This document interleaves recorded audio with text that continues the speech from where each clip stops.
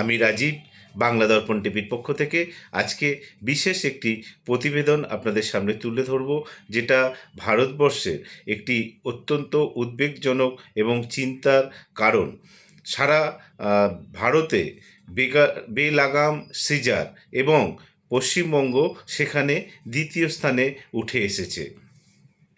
Private হাসপাতালে caesarean প্রসব বা সি সেকশন ডেলিভারিতে দেশের ২ নম্বর স্থানে এখন পশ্চিমবঙ্গ।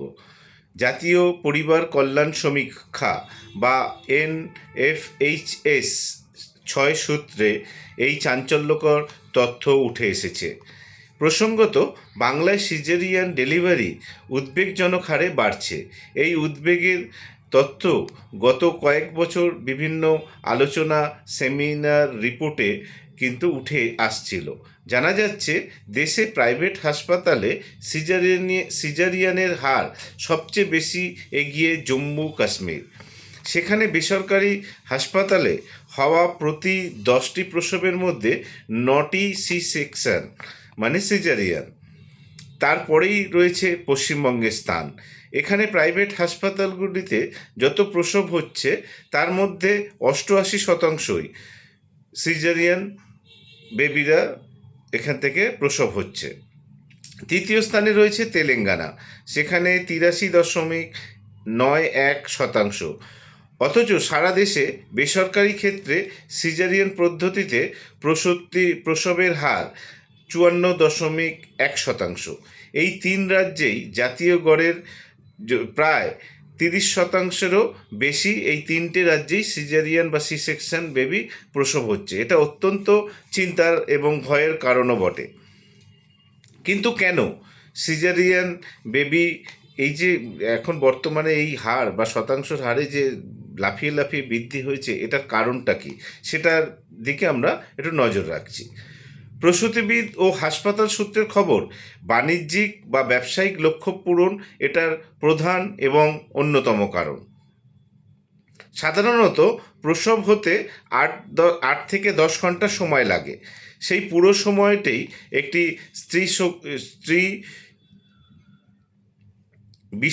রোগ বিশেষজ্ঞ মানে ফিমেল ওমেন স্পেশালিস্ট দরকার হয়, গাইনোকোলজিস্ট থাকতে হয়। সেখানে দক্ষ স্ত্রীরোগ বিশেষজ্ঞ সিজারিয়ান করতে বড় জোর সময় লাগে, ম্যাক্সিমাম 45 থেকে 1 ঘন্টা সময় লাগে।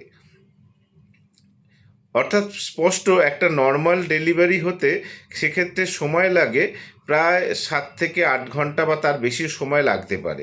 সেই ক্ষেত্রে সিজারিয়ান বেবিদের ডেলিভারি প্রসব করতে মাত্র 40 মিনিটেই হয়ে যাচ্ছে।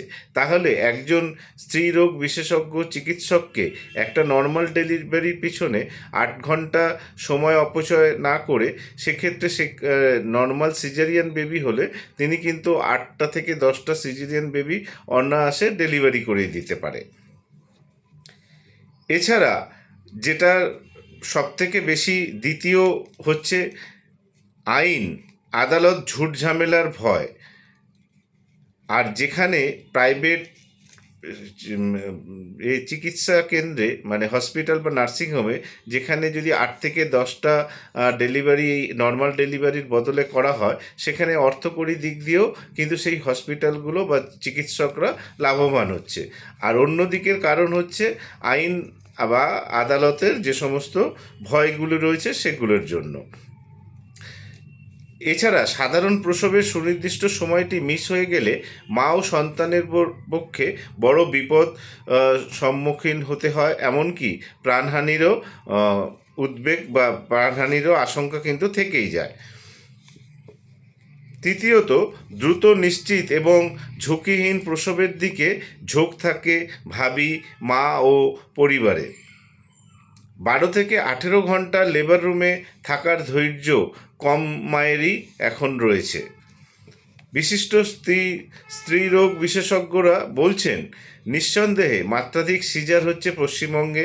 সেজন্য শুধু আমাদের দোষ দিলে হবে না, মানুষের মানসিক গঠনের বদল আনতে হবে। শুধু সিজারই নয়, অ্যাস্ট্রো সিজার, পুঁথি, পাঁজি, দিনক্ষণ দেখেও এখন প্রসবের নতুন চল এসেছে। চাইছেন অসংখ্য বাড়ির লোকজন। তবে নর্মাল ডেলিভারির জন্য উন্নত দেশের মতো 24 ঘন্টা কোনো না কোনো স্ত্রীরোগ বা প্রসূতি বিশারদদের হাসপাতালে থাকার পরিকাঠামো থাকা জরুরি। সরকারের উচিত সচেতনতা বৃদ্ধি করা, তাহলেই আদর্শ পরিস্থিতি ফিরবে। এনআরএস মেডিকেল কলেজের এক প্রসূতিবিদ জানাচ্ছেন, সরকার চেষ্টা করছে নর্মাল ডেলিভারি জনপ্রিয় করতে। ধীরে ধীরে পরিস্থিতি বদলাবে বলে আশা রাখছি। দুতরফেই এই ক্ষেত্রে মানবিক হতে হবে, এক যারা চিকিৎসকরা রয়েছেন, অন্যদিকে যারা প্রসব করছেন সেই সমস্ত পরিবারগুলোকে, যে তারা যদি সচেতনতার মাধ্যমে বা দুপক্ষই আলোচনা করে নর্মাল ডেলিভারির দিকে যান, তাহলে হয়তো যে সমস্ত পরিবারগুলো সিজারিয়ান করছে সেখানে একটা অর্থ সাপেক্ষ তো রয়েছে, এছাড়া কিছু হয়তো ঝুঁকির জন্য হচ্ছে, সেগুলো চিকিৎসকরা এবং যারা পরিবার রয়েছে তারা আলোচনা করলে এটা কিন্তু একটা ভালো দিকে যাবে।